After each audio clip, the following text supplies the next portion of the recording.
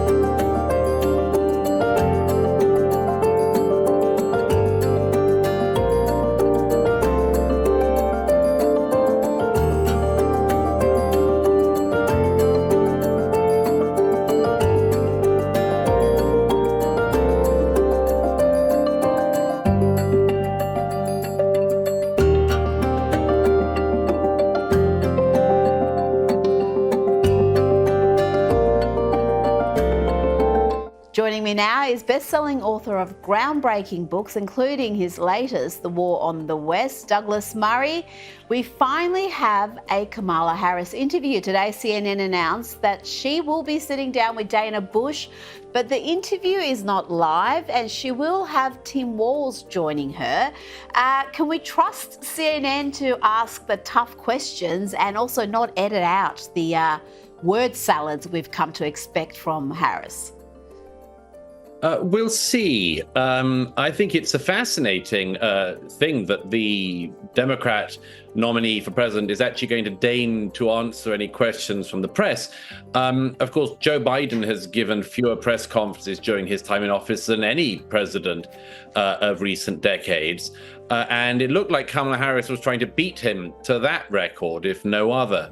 The fact that she's doing with her running mate, Tim Walz, is extraordinarily interesting. And I'll tell you why. It's for this reason.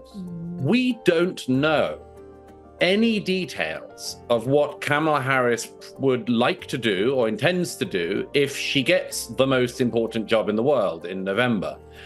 We don't know what her fiscal policies are going to be, what her trade policies are going to be. We don't have any detail of what her border and immigration policies are going to be. And we don't have any knowledge at all of what her foreign policy is going to be. And the problem of Tim Walz or indeed Kamala Harris appearing with one without the other is that the other may say things which their running mate doesn't know or hasn't heard about, and that'll be because they're making it up on the fly. So if you were to have a sit down just with Tim Walz and say, now look, do you agree with everything in Kamala Harris's foreign policy?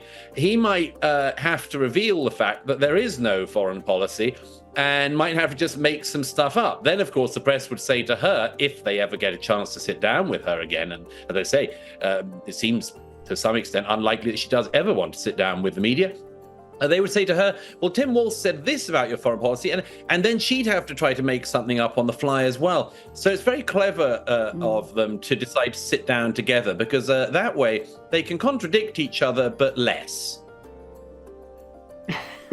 Well, there is also this transformation of Harris from a staunch leftist who had the most liberal voting record in the Senate to this tough law and order, pro-America figure. She's now claiming she doesn't support a fracking ban, despite in the past saying she'd bring one in on day one. She's backing away from electric vehicle mandates, and she's suddenly in favour of a border wall. Douglas should be wearing a MAGA hat soon. It's very interesting. Of course, she wouldn't be the first politician to promise absolutely everything and say contradictory things in the run-up to trying to get everyone's vote in November. But the interesting thing about Kamala Harris is less the contradictions than what basic instinct she seems to have had about politics as she's expressed them in the past. This claim that she's now in favor of a border wall doesn't seem to me to be flip-flopping. It does seem to me to be absolutely typical election season pandering. But what's more interesting is what she said about the border wall any time before when she's been questioned about it. I just watched back earlier today one of her appearances on The View. How can I describe The View to non-Americans?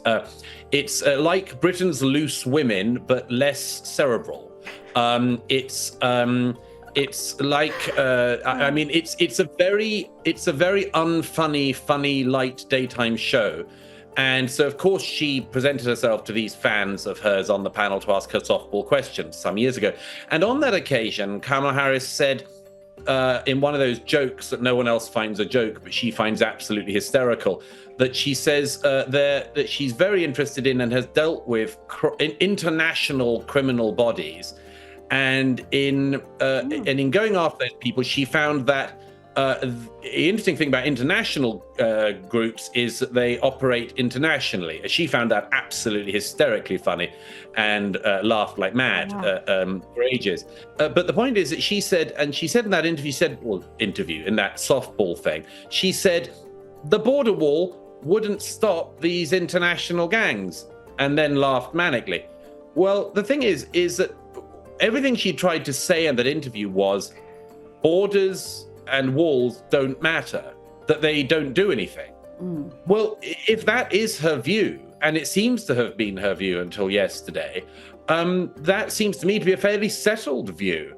She thinks that it doesn't really matter if you have a border or a border wall because of international things. So I don't really buy this late conversion to a wall at all.